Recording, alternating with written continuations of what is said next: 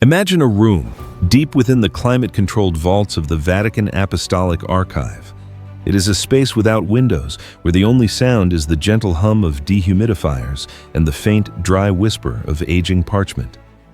Here, history is not written. It is curated, guarded, and when necessary, buried. In this silent chamber, a Benedictine monk named Father Pellegrino Ernetti once made a claim so audacious, so utterly impossible, that it has been relegated to the fringes of folklore, a whisper among conspiracy theorists. But what if it wasn't a whisper? What if it was a confession?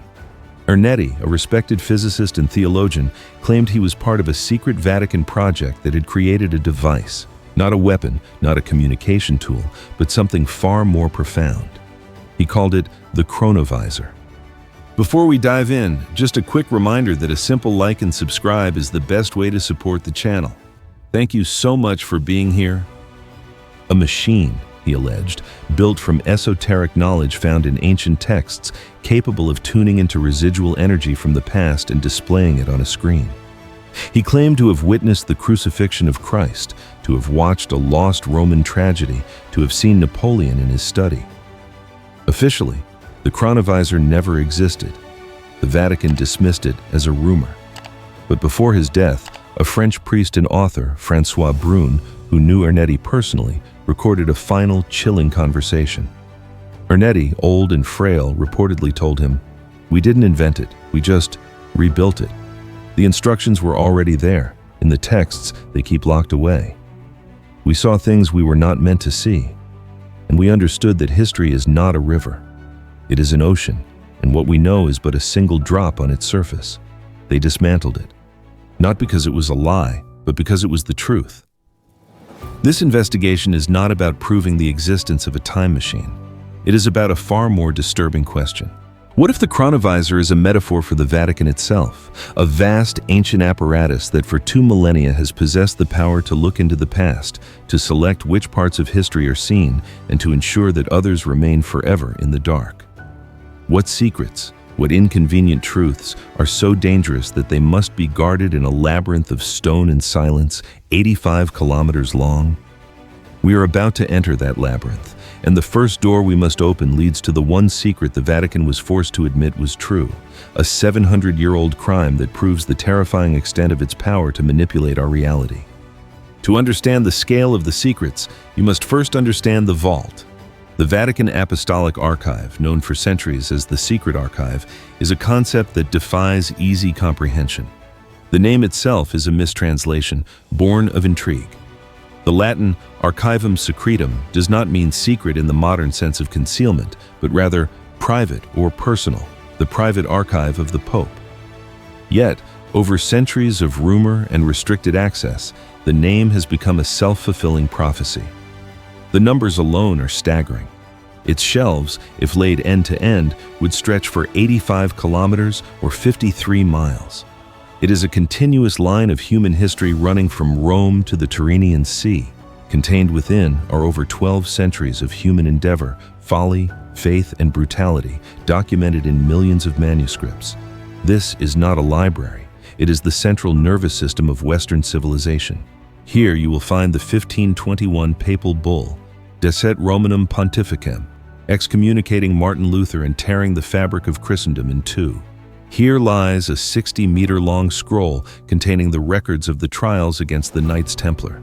Here, a desperate final letter from Mary, Queen of Scots, is preserved, written just hours before her execution, her elegant script a stark contrast to the brutal fate awaiting her.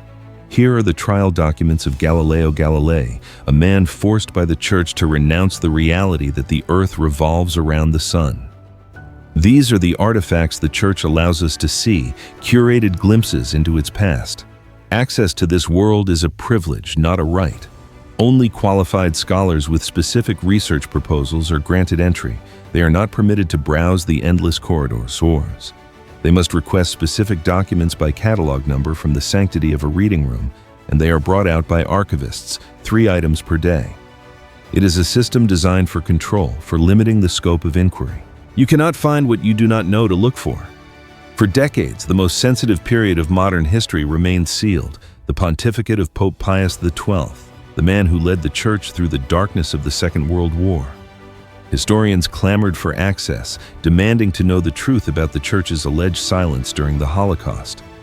In March of 2020, Pope Francis finally unsealed those archives. This act was hailed as a new era of transparency, a chance to finally connect the dots of a troubled past. But to understand what those new documents might reveal, we must first look at a case that proves the Vatican is capable of hiding a truth so profound it can remain buried for 7 centuries. It is a story of wealth, power, and betrayal that begins not in the archives, but on a cold autumn morning in Paris. Friday, October 13, 1307. Before dawn, across the entire Kingdom of France, agents of King Philip IV move with silent, synchronized precision. They are not soldiers preparing for battle, but men with warrants, lists of names, and keys to the dungeons. Their targets are the Knights Templar, the most powerful, wealthy, and secretive organization in the medieval world. In a single coordinated blow, Grandmaster Jacques de Molay and thousands of his knights are arrested, their property seized, their legendary treasure vanishing as if into thin air. The official charges, sanctioned by the Vatican under Pope Clement V, are a litany of horror, heresy, spitting on the cross, institutionalized sodomy, and the worship of a demonic idol, a bearded head known as Baphomet. For the next 7 years, the knights are subjected to the most horrific tortures imaginable by the king's inquisitors. They are starved, their feet are roasted over open flames, their bones are broken on the rack. Under this agony, many confess to the unthinkable charges leveled against them. The confessions are recorded, sealed, and used as justification for the order's destruction. In 1314, Jacques de Molay, after retracting his forced confession, is slow roasted over a fire on an island in the Seine, cursing both the king and the pope with his dying breath. The official story, the one cemented in history for 700, is that the Templars were a corrupt, heretical order, justly destroyed by a pious king and a righteous pope. It is a neat, tidy narrative, and it is a complete fabrication. The first thread in unraveling this ancient conspiracy came not from a hidden map or a secret diary, but from a simple archival error. The Vatican archive is so vast that documents are sometimes miscatalogued. A scroll from the 14th century might be mistakenly placed among papers from the 17th. For centuries, it lies dormant, its secrets sleeping, until a curious hand pulls it from the wrong shelf. This is precisely what happened in 2001. Dr. Barbara Frail, a paleographer working in the archive, was researching a different topic when she requested a document. The archivist brought her a large piece of parchment, sealed with the insignia of cardinals. As she unrolled it, she realized it was not what she had asked for. The heading dated it to 1308, from the castle of Chinon. Her heart began to race. She recognized the names: Jacques de Molay, Hugues de Perraud, and other leaders of the Knights Templar. This was the Chinon parchment, a document historians had heard whispers of but believed was lost forever. It was the official record of the Pope's own investigation into the Templar leadership, conducted in secret, away from the prying eyes of the French king's torturers. What Frail read that day fundamentally rewrites the history of one of the most dramatic events of the Middle Ages. The parchment records that, after questioning the Grand Master and his lieutenants, the Pope's own cardinals concluded that the knights were not heretics. Their confessions to things like spitting on the cross were revealed to be part of a secret, perverse initiation ceremony designed to simulate the humiliation a crusader might face if captured by Saracens. It was a test of faith, not a renunciation of it. The document ends with the Pope's representatives granting full absolution to the Templar leaders, forgiving their sins and formally welcoming them back into the communion of the Church. This was the turning point. This single piece of parchment, hidden by a filing mistake for centuries, was the smoking gun. It proved that Pope Clement V knew the Templars were innocent of heresy. He knew their confessions were coerced by torture. And yet, he proceeded to publicly dissolve their order and allow their leaders to be burned at the stake. Why? The answer lies not in theology, but in geopolitics and debt. King Philip IV of France was massively in debt to the Templars, who had effectively created the world's first international banking system.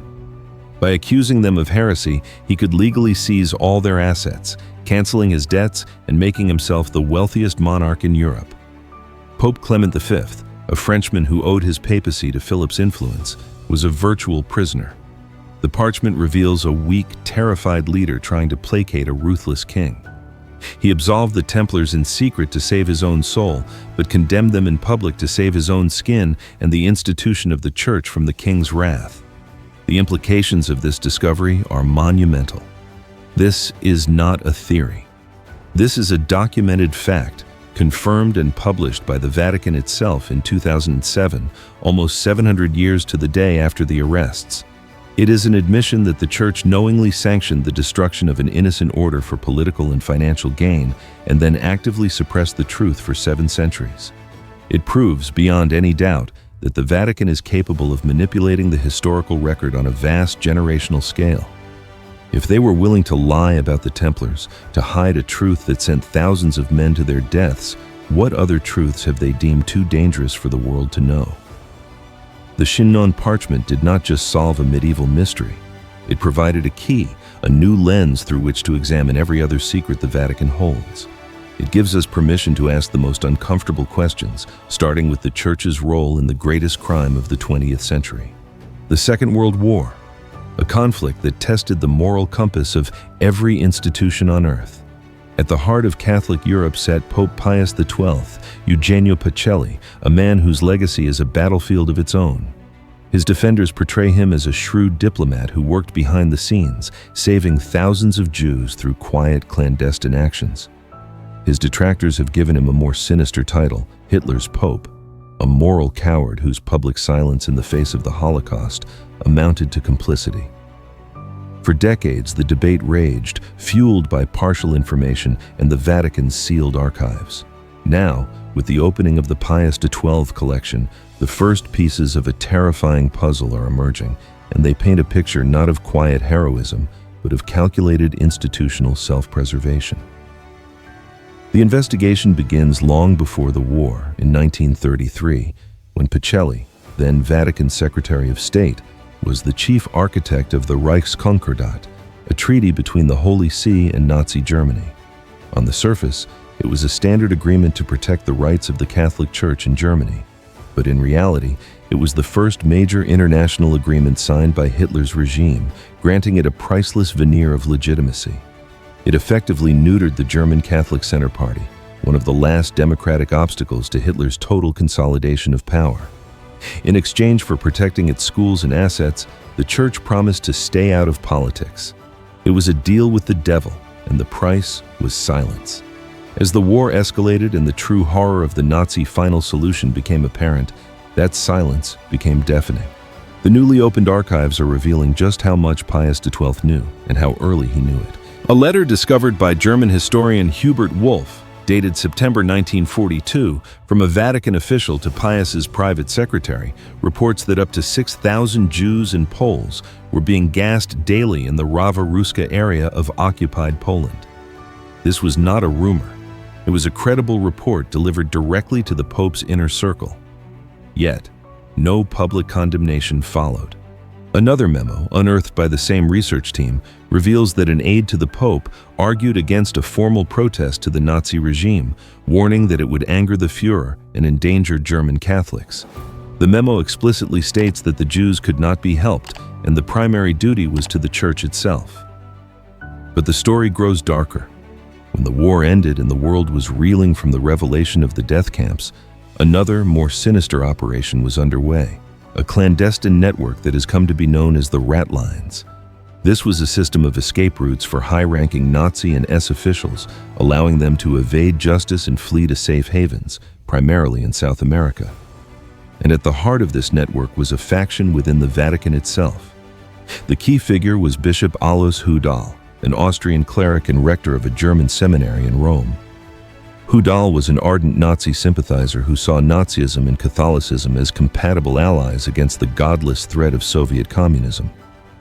Using his position and Vatican credentials, Hudal's organization provided shelter, money, and most importantly, false identity papers to some of the most wanted men in the world. These documents, Often Red Cross passports issued on the recommendation of the Vatican's Refugee Commission identified mass murderers as stateless refugees. The list of men who escaped via these routes is a rogues gallery of evil.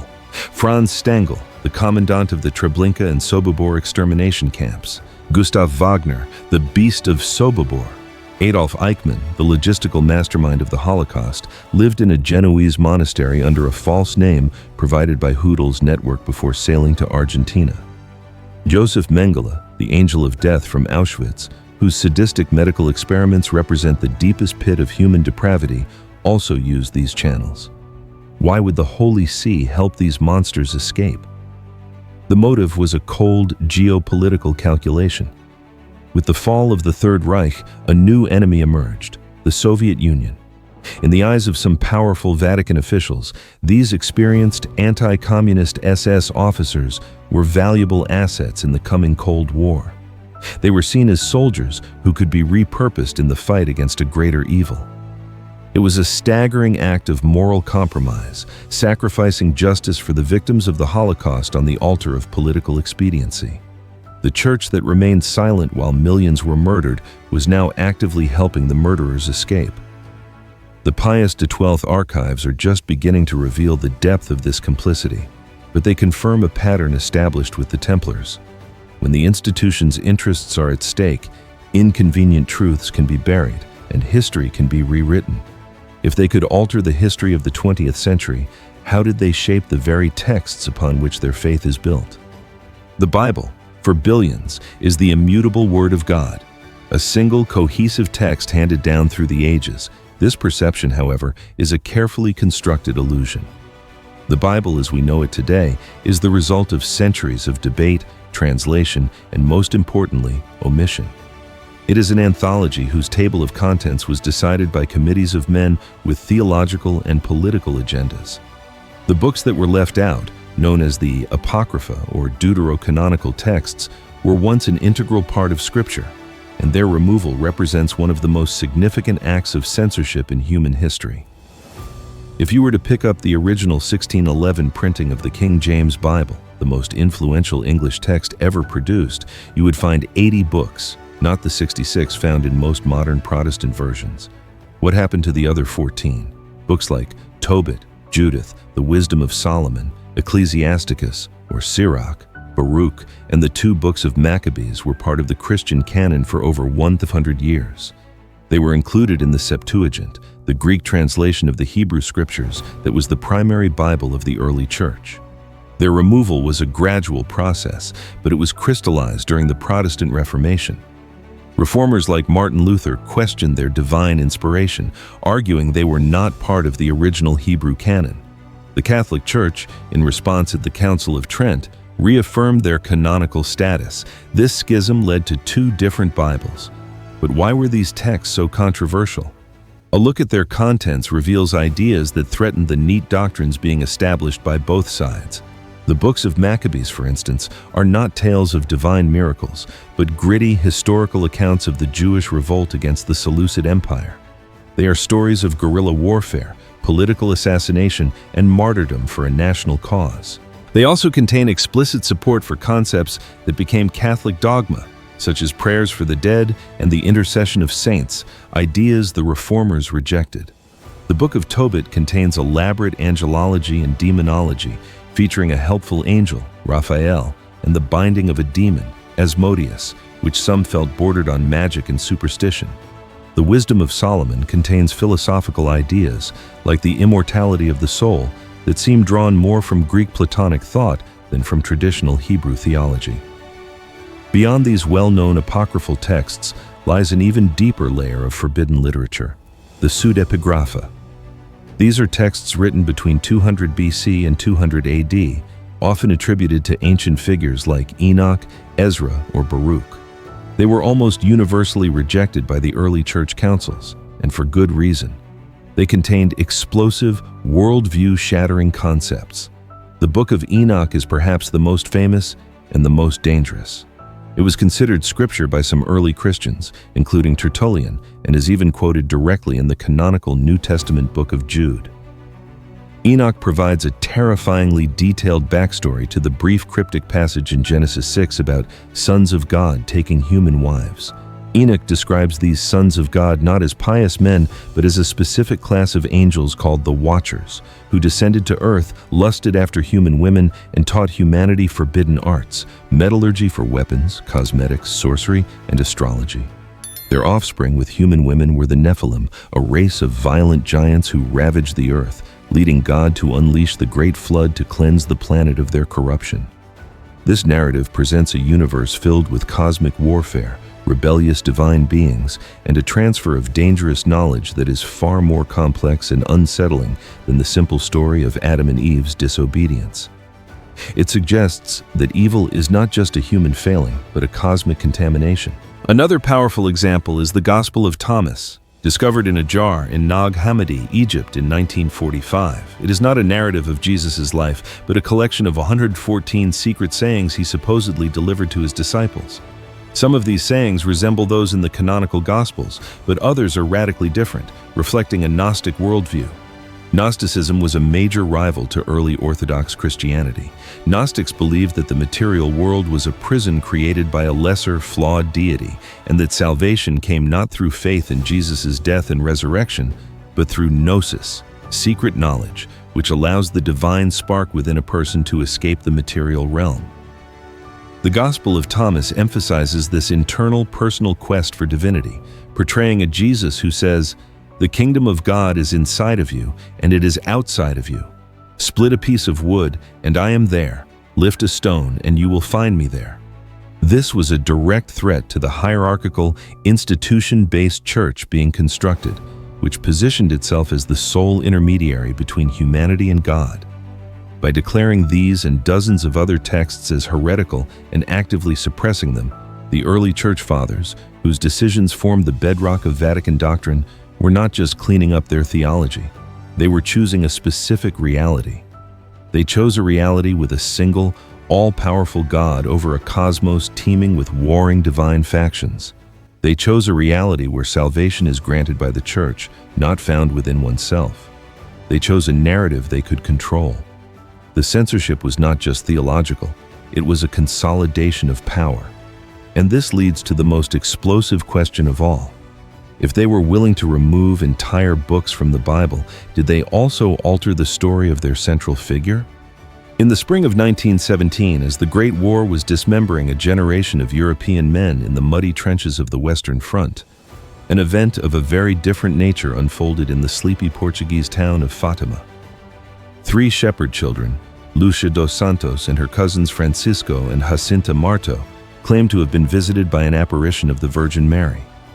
These apparitions continued for 6 months, culminating in the miracle of the sun, an event reportedly witnessed by a crowd of 70,000 people who saw the sun dance, spin, and plummet towards the earth before returning to its place. During these encounters, the children claimed the Virgin entrusted them with 3 secrets, 3 prophetic visions concerning the future of humanity. The Catholic Church, after a lengthy investigation, declared the Fatima apparitions worthy of belief in 1930, elevating them to one of the most significant Marian apparitions in history. The first 2 secrets were revealed by Lucia, by then a Carmelite nun, in 1941. The first was a terrifying, visceral vision of hell, a sea of fire filled with demons and the tormented souls of the damned. The second was a prophecy that the First World War would soon end. But if humanity did not cease offending God, a worse war would break out during the pontificate of Pius XI. It also predicted the rise of Russia as a scourge that would spread its errors throughout the world, and called for the consecration of Russia to the Immaculate Heart of Mary to prevent this. The apparent accuracy of these prophecies, the end of WWI, the outbreak of Wubuwufutu under Pius XI, and the rise of atheistic Soviet communism gave immense weight to the third unrevealed secret.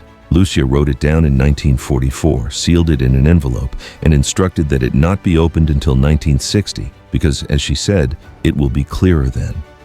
In 1960, the Vatican was a hive of anticipation. Pope John III unsealed the envelope and read the secret. His reaction was not one of revelation, but of profound disturbance. He refused to publish it, and the document was returned to the secret archives. His successor, Pope Paul VI, also read it and kept it hidden. For 40 years, the world speculated. What could be so horrifying that multiple popes deemed it too dangerous to release?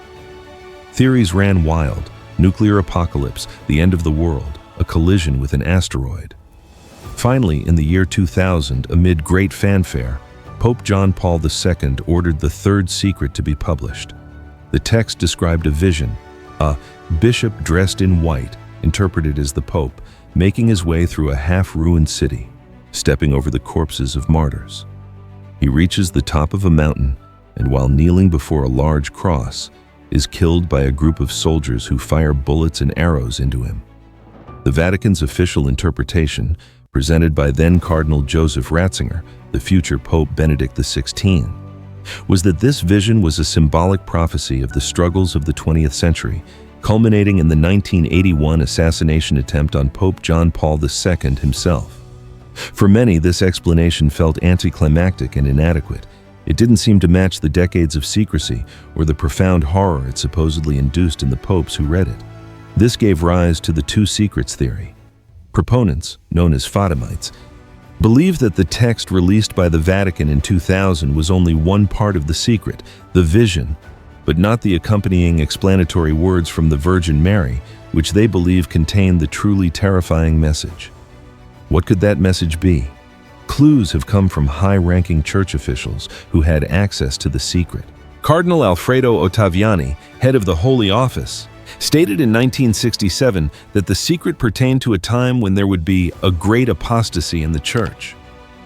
Cardinal Mario Luigi Ciappi, the personal papal theologian to 5 popes, was even more explicit in a letter to a colleague, stating, "In the third secret it is foretold, among other things, that the great apostasy in the church will begin at the top." This interpretation paints a far more disturbing picture, not of an external attack on the Pope, but of a catastrophic internal collapse of the faith itself. A crisis of doctrine, a corruption spreading from the highest echelons of the Vatican, perhaps even the rise of an anti-pope or the infiltration of the church by its enemies. If this is the true secret, it explains why the Vatican would be so reluctant to publish it. It would be an admission of a catastrophic failure, a self-indictment of the institution itself. The secret of Fatima, therefore, may not be about a future apocalypse, but about a spiritual rot that has already taken hold, a secret the Vatican is still desperately trying to keep. While the Vatican projects an image of spiritual wealth, it possesses an earthly fortune of staggering proportions, managed by one of the most secretive financial institutions in the world, the Institute for the Works of Religion, IOR, commonly known as the Vatican Bank. Founded in 1942 by Pope Pius XII, its stated purpose is to manage assets for religious orders and Catholic charities. In reality, it has operated for decades as an unregulated offshore bank in the heart of Rome, embroiled in scandals that link the Holy See to the mafia, shadowy Masonic lodges, and political assassinations. The bank's darkest chapter unfolded in the 1970s and early 80s under the leadership of American Archbishop Paul Marcinkus. A towering, cigar-chomping figure from Cicero, Illinois, Marcinkus was known as God's banker. He was also the Vatican's link to Michele Sindona, a Sicilian financier with deep ties to the Gambino crime family and the Sicilian mafia, and Roberto Calvi, chairman of Italy's largest private bank, Banco Ambrosiano. Together, this trio created a labyrinth of shell companies and offshore accounts, using the Vatican Bank's unique sovereign status to launder billions of dollars in drug money and illegal arms sales. The scheme came crashing down in 1982 when Banco Ambrosiano collapsed, leaving a black hole of over $1.3 billion. Calvi, facing arrest, fled Italy on a false passport. 10 days later, his body was found hanging from scaffolding beneath Blackfriars Bridge in London. His pockets were stuffed with 15 pounds of bricks and over $15,000 in various currencies. London police initially ruled it a suicide, a verdict so absurd it was laughable. Later investigations reclassified it as murder. Calvi's death was a message. The location, Blackfriars at Black Monk's Bridge, was seen as a grim reference to a clandestine pseudo-Masonic lodge called Propaganda Do, P2, of which Calvi was a member. P2 was a shadowy cabal of powerful Italian politicians, intelligence chiefs, military officers, and industrialists dedicated to fighting communism, and it had deeply infiltrated the Vatican. Calvi had been their paymaster. His murder was likely carried out by the mafia, who had lost a fortune in the bank's collapse and silenced him before he could expose his powerful partners in the Vatican and P2. Archbishop Marcinkus, protected by the Vatican's sovereign immunity, never faced trial.